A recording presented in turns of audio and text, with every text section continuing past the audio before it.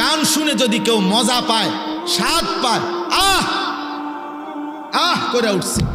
অথবা এরকম তাল মারছে, অথবা পায়ের তাল ঝুমকুরের সাথে, বাদ্যের সাথে,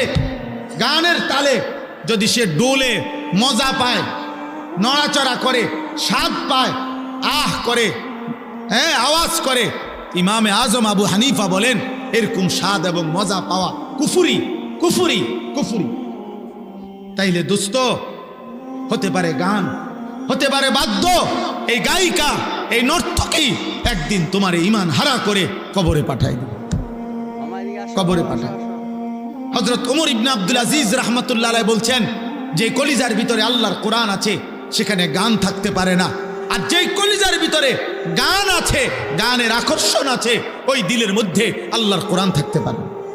লা ইয়াজতামিউ ফি কলবিন ওয়াহিদিন